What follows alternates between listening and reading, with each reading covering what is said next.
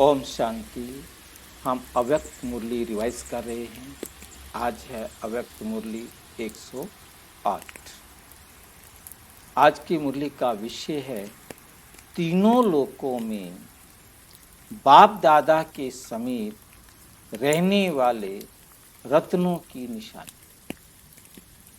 तीनों लोकों में बाप दादा के समीप रहने वाले रत्नों की निशानी, तीनों लोग। और ये मुरली रिवाइज कर रहे हैं हम, जो बाबा ने चलाई थी 11 जुलाई 11 जून 1971। 11 जून 1971 को बाबा ने ये मुरली। देखते हैं बाबा क्या कहते हैं। तीनों लोकों में बाप दादा के समीप रहने वाले रत्नों की मुख्य निशानी। ये कौन सा ग्रुप है? बाबा के सामने जो बच्चे आए हैं उनसे आते ही बाबा पूछ रहे हैं, ये कौन सा ग्रुप है? इस ग्रुप को सजाकर क्या बनाया है? बदलकर और बनकर जा रही है ना।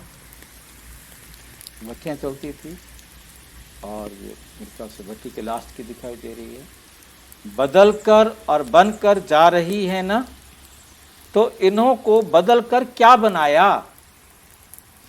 अपना जब साक्षात्कार करेंगी कि हम क्या बने हैं। लाइन समझ में आई? अपना साक्षात्कार करेंगे, अपना साक्षात्कार करेंगी कि हम क्या बने हैं। तो साक्षात्कार का अर्थ हमें समझ में आता है। यहाँ इस बात से, यहाँ से देखना है ना कि अपने आप को जानना भी साक्षात्कार। साक्षात्कार का मतलब देखना नहीं है, साक्षात्कार का मतलब है जानना। चाहे दूसरा एंट्री होता है उसमें भी जानना होता है, इसमें भी। इसमें हमने स्वयं को जानना है, उसमें हमने दूसरे का इंटरव्यू लेना होता है, दूसरे को जानना होता है।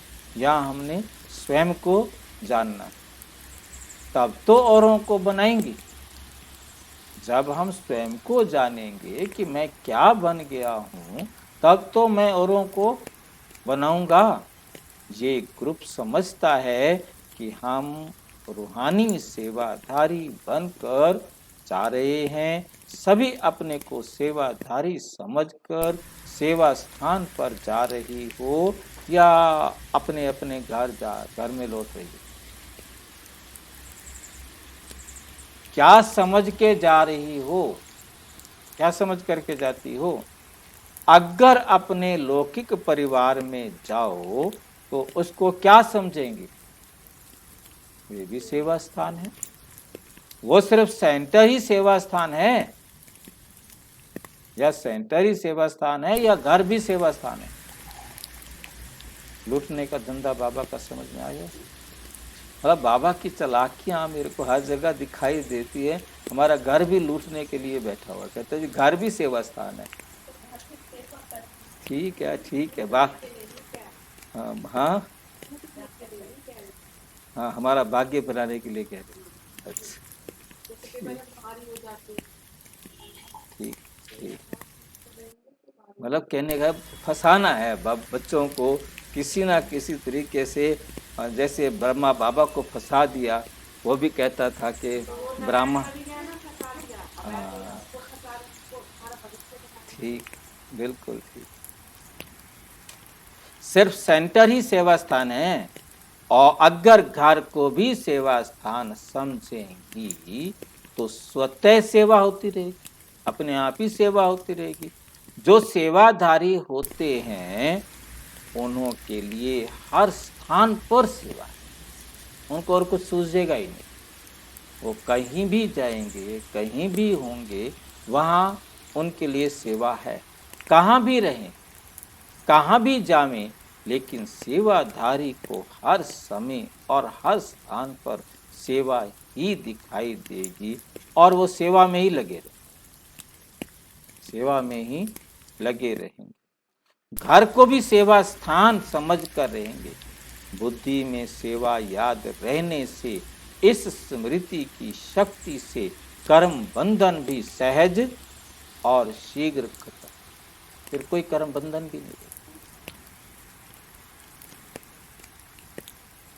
इसलिए जबकि सेवाधारी बन के जा रही हो तो हर संकल्प में सेवा कर। अगर हिसाब किताब के उससे करते तो भी भारी है। हाँ, लेकिन सेवा कर ये सिर्फ हिसाब किताब तो लास्ट में समझने के लिए है नहीं, कि अपने आप को फ्री करने के लिए है। कौन सा हिसाब बराबर हो, परंतु ये समझा कब, जब हमने बाबा की श्रीमत को अपने जीवन में फॉलो किया।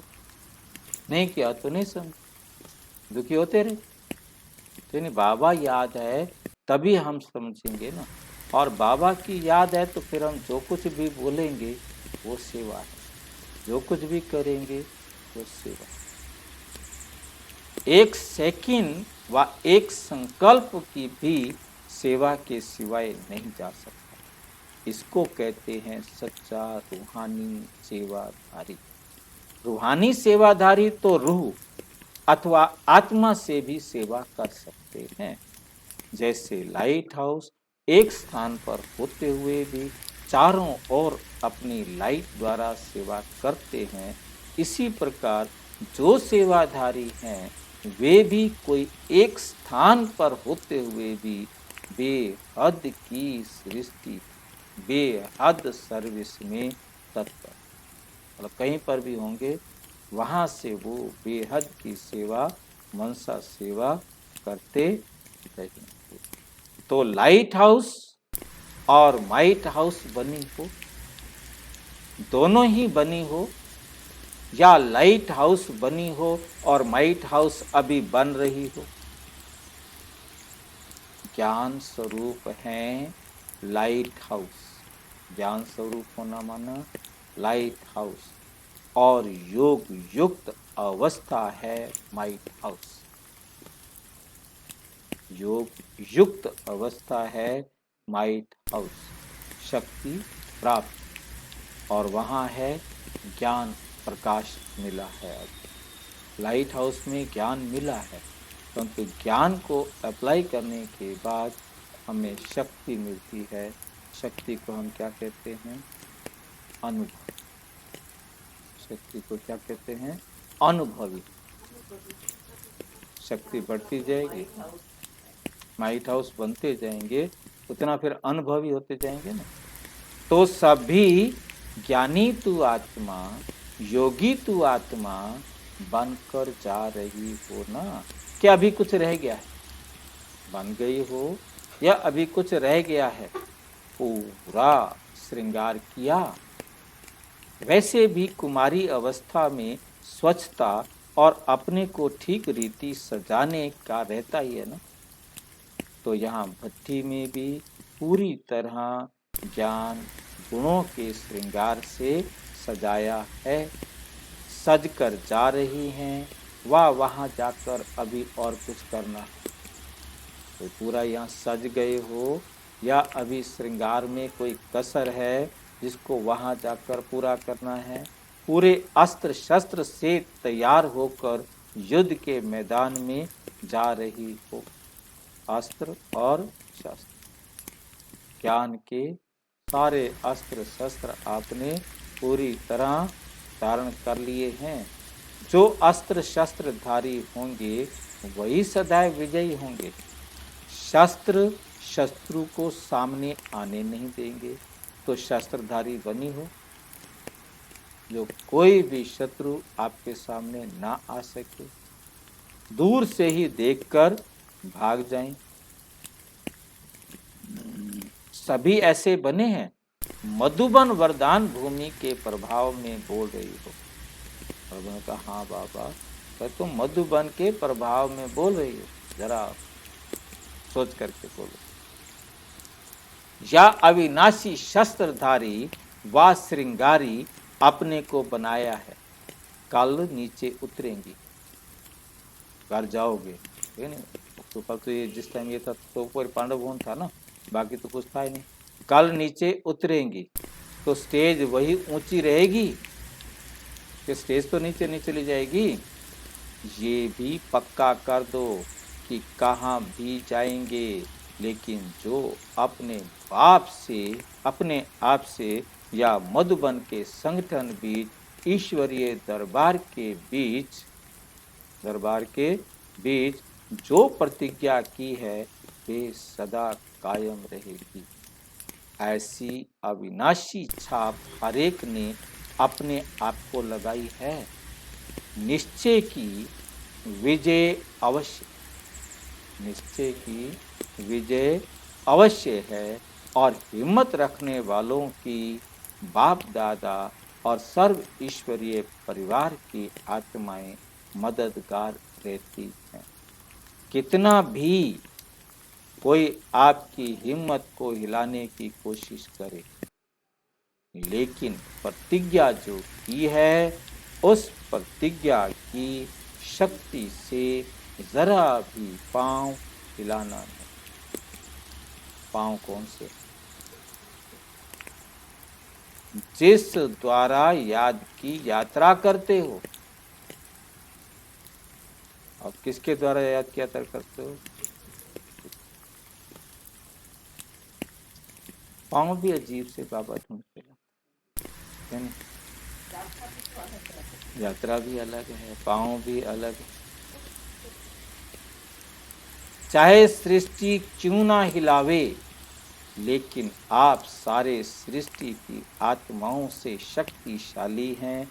एक तरफ सारी सृष्टि हो, दूसरी तरफ आप एक भी हो तो भी आपकी शक्ति श्रेष्ठ है, क्योंकि सर्वशक्तिमान बाप आपके साथी हैं। इसलिए गायन है शिव शक्तियां। हम कौन हैं? शिव शक्तियां। जब शिव और शक्तियां दोनों ही साथी हैं तो सृष्टि की आत्माएं उसके आगे क्या हैं? अनेक होते भी एक समान नहीं है। अनेक होते भी एक दोनों अनेक होते भी एक समान नहीं है। इतना निश्चय बुद्धि व प्रतिज्ञा का पालन करने की हिम्मत रखने वाली बनकर जा रही हो ना। क्या बन के जाना है हमको? निश्चय बुद्धि व प्रतिज्ञा पालन करने की हिम्मत रखने वाली। दोनों ही साथी हैं, शिव शक्तियाँ नहीं। दोनों साथी किनको लिया इन्होंने? जो निश्चय बुद्धि हैं वह प्रतिज्ञा का पालन करने वाली है, हिम्मत रखने वाली, दोनों ही साथी हैं। तो सृष्टि की आत्माएं उसके आगे क्या हैं? ये क्वेश्चन पूछ करके बाबा ने छोड़ दिया। इसका संबंध खत्म। अनेक होते भी एक समान नहीं। आप सब अनेक एक समान तो नहीं है ना। इतना निश्चय बुद्धि व प्रतिज्ञा का पालन करने की हिम्मत रखने वाली बनकर जा रही हो ना। प्रैक्टिकल पेपर हो। सभी आत्माएं यूनिक है ना। हम सब आत्माएं एक जैसी हैं, परंतु सब अलग अलग है ना।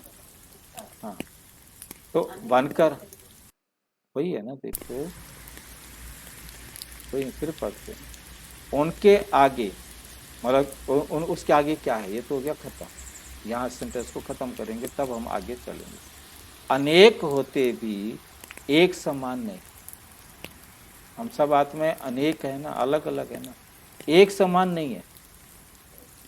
यूनिक है ना। शब्द यूनिक शब्द है ना कि हर आत्मा एक जैसी है, परंतु अनेक हैं, एक समान नहीं है, यूनिक है। दो भी एक जैसी आत्माएं नहीं है। इतना निश्चय बुद्धि व प्रतिज्ञा का पालन करने की हिम्मत रखने वाली बनकर जा रही हो ना। क्योंकि हम सोचे कि जैसे मैं सोचता हूँ वैसे वो सारे सोते, जैसे मैं करता हूँ वैसे सब करें, ऐसा नहीं है, क्योंकि सब अलग अलग है। मेरे जैसे सब मुझे नहीं मिलेंगे, मुझे उस वैरायटी में क्या करनी है, सेवा करनी है। प्रैक्टिकल पेपर होगा, थ्योरी का पेपर तो सहज होता है, किसको सप्ताह कोर्स कराना व म्यूजियम व प्रदर्शनी समझाना है थ्योरी का पेपर। लेकिन प्रैक्टिकल पेपर में जो पास होते हैं वही पास विद ऑनर होते हैं, वही बाप दादा के पास रहने वाले रत्न बनते हैं। तो पास में रहना पसंद करती हो, बाप दादा के पास रहने वाले रत्न कौन से होते रत्न, जो पास विद ऑनर होते हैं। तो पास में रहना पसंद करती हो व दूर से देखना पसंद आता है। अभी कौन कहेगा कि हम दूर से रहेंगे, पास विद ऑनर बनेंगे, ये भी हिम्मत रखनी है ना। इस हिम्मत को अविनाशी बनाने के लिए एक बात सदैव ध्यान में रखनी है, कोई भी संग दोष में अपने को लाने की बजाय बचाते रहना, संग दोष में नहीं आना। कई प्रकार के आकर्षण के पेपर, आकर्षण पेपर के रूप में कई प्रकार के आकर्षण आएंगे, ये फायदा होगा, ये फायदा होगा, ये फायदा होगा। माया अनेक प्रकार के आकर्षण लाएगी, लेकिन आकर्षित नहीं हो, हर्षित मुख हो, पेपर समझ पास होना है। संग दोष कई प्रकार का होता है। पहला दोष बता रहे हैं बाबा, माया संकल्पों के रूप में भी अपने संग का रंग लगाने की कोशिश करती है। देख सारे ऐसे कर रहे हैं, अंदर संकल्प उठेगा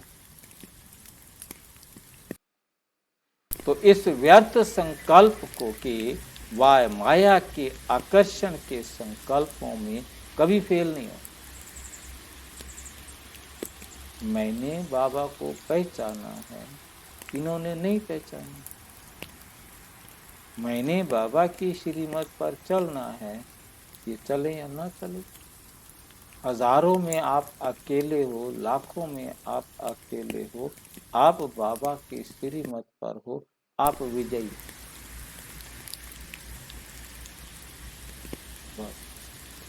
और फिर स्थूल संबंधी का संग, एक तो था अपना माया का, अपनी कमियां कमजोरियां जो आदतें हैं वो हमें कहीं ना कहीं दूसरे में दिखाई देंगी, तो ये भी सारे कर रहे हैं, ये भी ऐसे कपड़े पहन रहे हैं, ये भी ऐसे जा रहे हैं, ये भी ये यूज़ कर रहे हैं, हम पहले यूज़ करते थे, अब कहाँ फंस गए। ठीक है, तो मतलब ये सारी बातें माया है ये।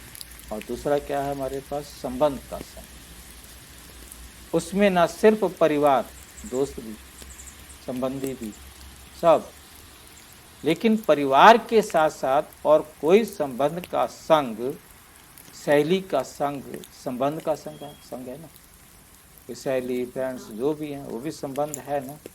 तो कोई भी संबंध के संग में नहीं, क्योंकि वो आज में मुरली में बाबा ने क्या बना दिया, सारे भाई, सहेली नहीं है, माँ नहीं है, पापा नहीं है, बस भाई है।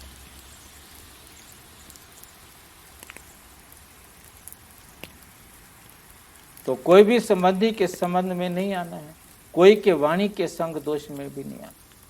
बहुत अच्छा बताया, बहुत अच्छी वाणी, बहुत समझाने का तरीका बड़ा, नहीं फंसना।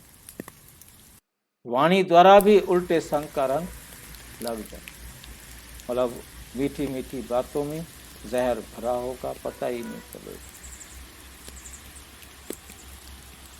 इससे भी अपने को बचाना है। और फिर अगला है अन्न का संग दोष भी। अगर कभी भी किसको भी समस्या, किसके भी समस्या अनुसार वह कोई संबंधी के स्नेह के वश भी अन्न दोष में आ गए, तो ये अन्न भी अपने मन को संग के रंग में लगा।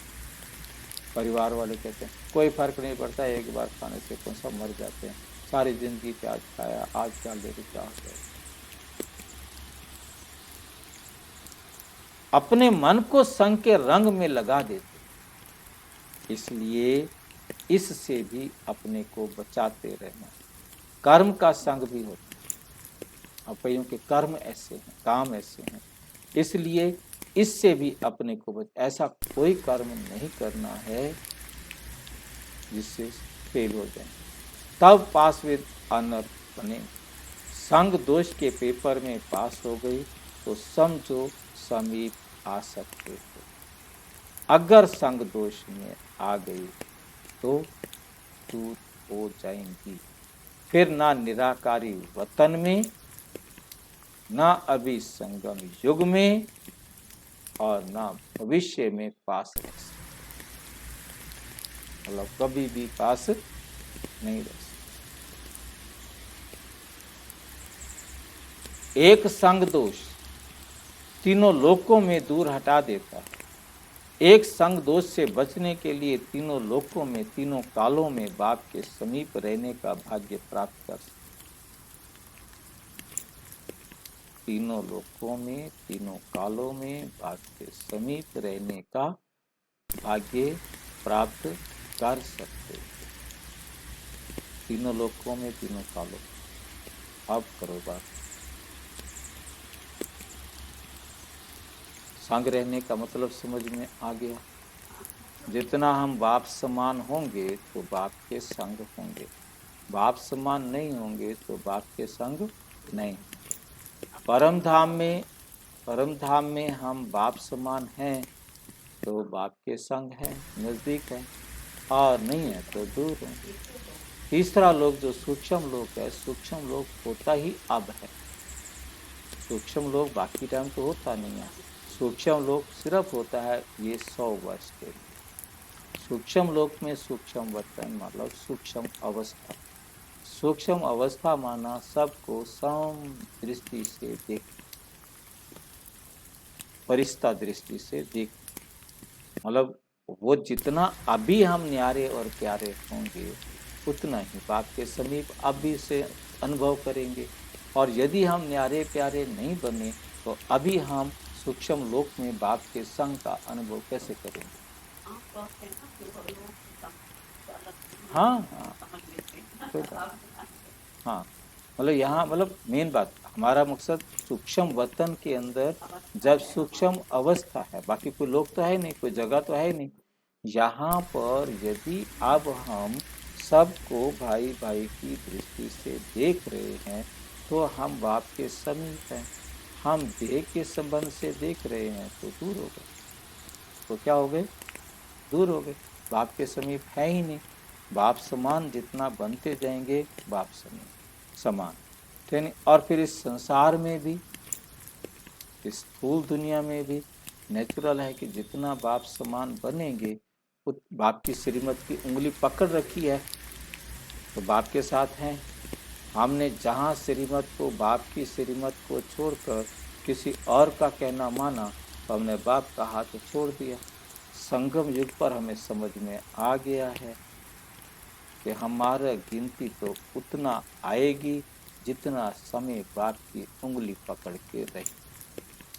सारा दिन में कितनी देर हमने बाबा की उंगली पकड़कर काम किया तो हम बाबा के साथ रहे, नहीं तो संगम पर भी 100 साल के संगम में हम कितनी देर बाबा के साथ रहे, ये हिसाब निकालना।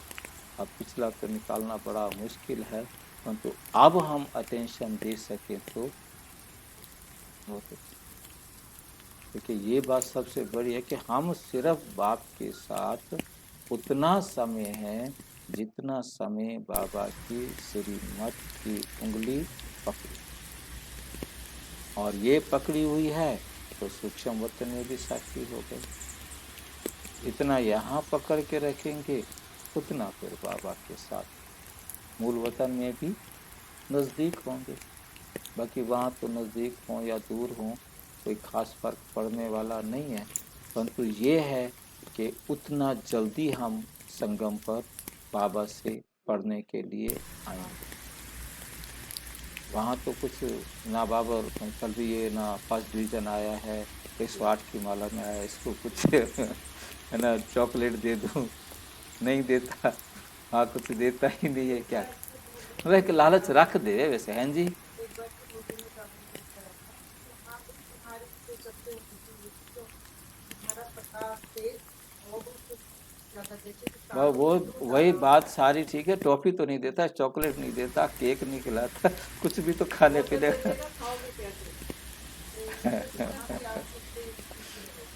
ठीक, मतलब उतना हम बाबा के नजदीक होंगे, बाकी वहाँ कोई अनुभूति नहीं है। और ये जो सबसे बड़ी बात आती है ना कि वहाँ कोई अनुभूति, जो भी अनुभूति है वो सारी की सारी इस संगम पर ही है। बाबा के साथ की अनुभूति का लाभ सिर्फ और सिर्फ संगम पर है। और इस संगम को हम कितना अटेंशन दे करके अपना बना रहे, ये हमने सोचना है। इस ग्रुप को बाप दादा हंसों का संगठन कहते हैं। हंसों का कर्तव्य व स्वरूप क्या होता है? हंसों का स्वरूप है पवित्रता, प्योरिटी, और कर्तव्य है सदैव गुणों रूपी मोती ही धारण करें, अवगुण को धारण ही नहीं करेंगे। अवगुण रूपी कंकण कभी भी बुद्धि में स्वीकार नहीं करेंगे। ये है हंसों का कर्तव्य। लेकिन इस कर्तव्य को पालन करने के लिए बाप दादा से सदैव आज्ञा मिलती रहती है और डायरेक्शन, रास्ता मिलता रहता है। वे कौन सी आज्ञा है? जिस आज्ञा का आपका चित्र भी बना हुआ है। बुरा ना देखना, बुरा ना सुनना, बुरा ना बोलना, बुरा ना करना और बुरा ना सोचना। 5 बंद, यहाँ बाबा ने 4 दिए हैं, बाद में 5 बने। अगर इस आज्ञा को सदैव स्मृति में रखेंगे तो फिर सच्चा हंस बनकर बाप जो सर्व गुणों का सागर है, सागर के किनारे पर सदैव बैठे रहेंगे। तो अपनी बुद्धि को सिवाय ज्ञान सागर बाप के और कहाँ भी ठिकाना नहीं देना, क्योंकि हंसों का ठिकाना है ही सागर। तो अपने को हंस समझकर अपनी प्रतिज्ञाओं का पालन करते रहना। समझा? सागर में रहना है और अपने बाबा की सागर, ज्ञान सागर की प्रतिज्ञाओं का के साथ जो प्रतिज्ञाएं की हैं उनको पालन करते रहना है। मोती और कंकड़ दोनों को छांटना सीखा है। कंकड़ क्या होते हैं, रत्न क्या होते हैं, नॉलेजफुल तो बनी हो ना। अब देखेंगे ये हंस क्या कमाल कर दिखाते हैं। हंसों का संगठन ना चाहते हुए भी अपने तरफ आकर्षित करता है, तो संग दोष से बचना है और ईश्वरीय संग में रहना है। अनेक संग छोड़ना, एक संग जोड़ना है। ईश्वरीय संग सिर्फ शरीर से नहीं होता, लेकिन बुद्धि द्वारा भी ईश्वरीय संग में रहना है। बुद्धि सदैव ईश्वरीय संग में रहे और स्थूल संबंध में भी ईश्वरीय संग रहे। स्थूल संबंध में क्या रहे?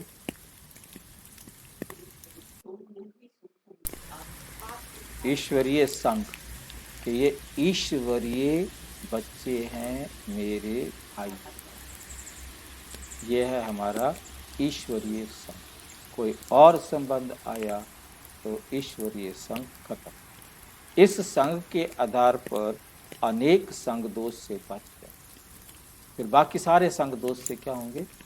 बच गए। एक ईश्वरीय संग में रहो कि सब मेरे भाई हैं, तो बाकी कोई दोष वाला संग बनेगा ही नहीं। सिर्फ ट्रांसफर करना, कोमलता को कमाल में परिवर्तन करना। कोमल नहीं बनो, इसको कमाल में परिवर्तन करना है। कोमलता दिखाना नहीं है, सिर्फ संस्कारों को परिवर्तन करने में कोमल बनना है। कर्म में कोमल नहीं बनना, इसमें तो शक्ति रूप बनना है। अगर शक्ति स्वरूप का कवच सदैव धारण नहीं करेंगी, तो तो कोमल को तीर बहुत जल्दी लगा। तीर भी कोमल स्थान पर ही लगाते,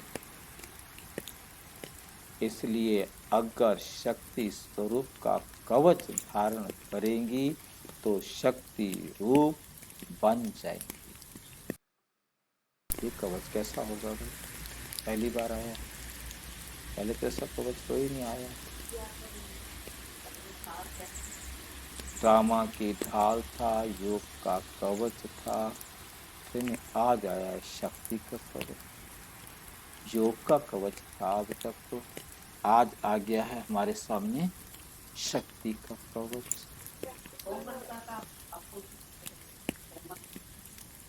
कोमल क्या है? हमारा स्वभाव। मतलब वो कोमल बन के किसी का कहना मान ले, नहीं।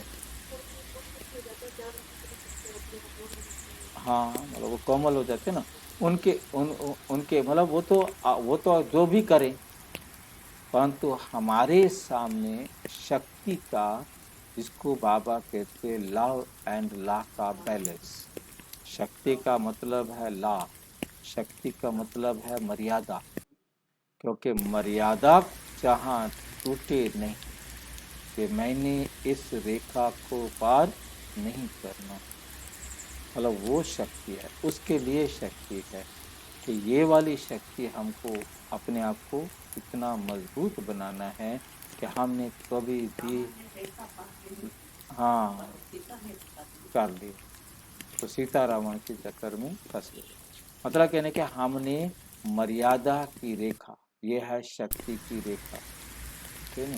इसको भी शक्ति की रेखा बोलते हैं ना, लक्ष्मण रेखा। हाँ, मतलब मजबूती की रेखा। हाँ, मर्यादा की। मतलब मैं भी देख रहा हूँ कि इसको शक्ति के साथ कैसे कैसे कैसे जोड़ा है बाबा ने, कि जहाँ बाबा की दृढ़ता भी चाहिए, उसको पालन करने की दृढ़ता भी। और शक्ति को हम योग के साथ लेते हैं तो योग के अनुभवी, योग की शक्ति, योग के अनुभवी, मतलब योग का कवच था। जब उस योग के कवच के जितना जितना हम योग के अनुभवी बनते जाएंगे, उतना योग हमारी शक्ति बनता जाएगा। तो यहाँ मतलब ये भी आएगा कि अब तक था योग का कवच, अब योग के भी क्या बने? अनुभवी बने। योग के भी अनुभवी। एक दिन योग किया तो योग का अनुभव हो जाए, तो अनुभव को भी बढ़ाना है ना, और एक्सपर्टनेस उसमें लानी है, और एक्सपर्टनेस उसमें लानी है। तो शक्ति का मतलब समझ में आ रहा है हमें कि मर्यादा में जो बाबा ने मर्यादाएं दी हैं, उनको हमने दृढ़ता से पालन करना है।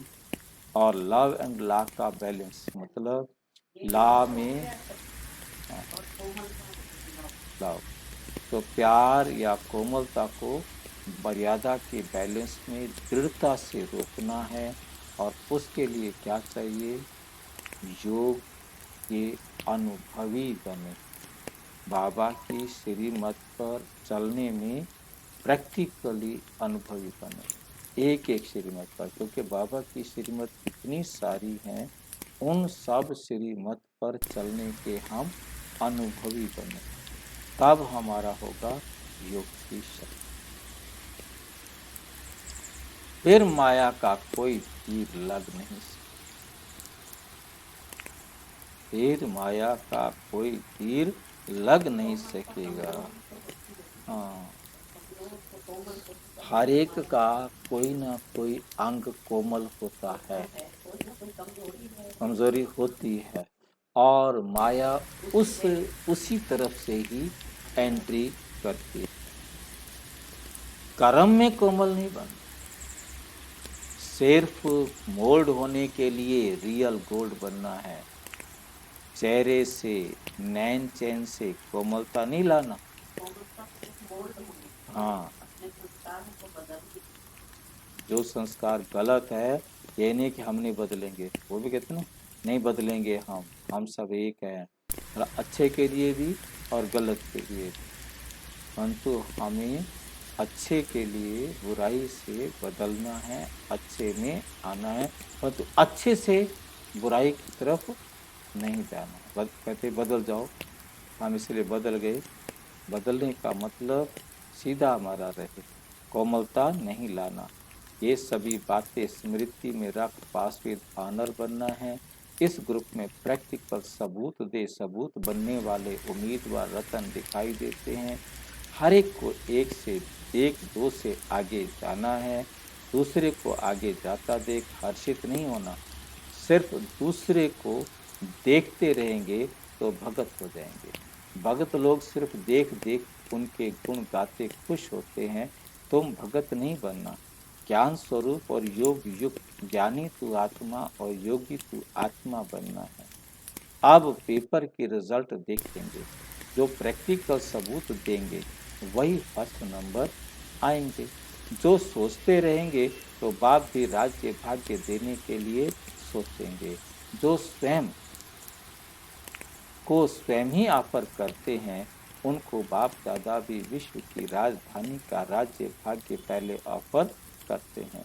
अगर अपने को ऑफर नहीं करेंगे तो बाप दादा भी विश्व का तख्त क्यों ऑफर करेंगे। अपने को आपे ही ऑफर करो तो आफरीन कही जाएगी। गैस के गुब्बारे नहीं बनना। वे बहुत तेज उड़ते हैं लेकिन अल्पकाल के लिए। जहाँ अपने में अविनाशी एनर्जी भरना है, टेम्परेरी ऑक्सीजन का आधार नहीं लेना है। अच्छा, और विस्तार से जानने के लिए प्रजापिता ब्रह्मा कुमारी ईश्वरीय विश्वविद्यालय के किसी भी सेवा केंद्र पर संपर्क करें। और यदि कोई प्रश्न है तो 9213106986 पर केवल टेलीग्राम करें। 9650692270 पर केवल व्हाट्सएप करें, फोन नहीं। ओम शांति।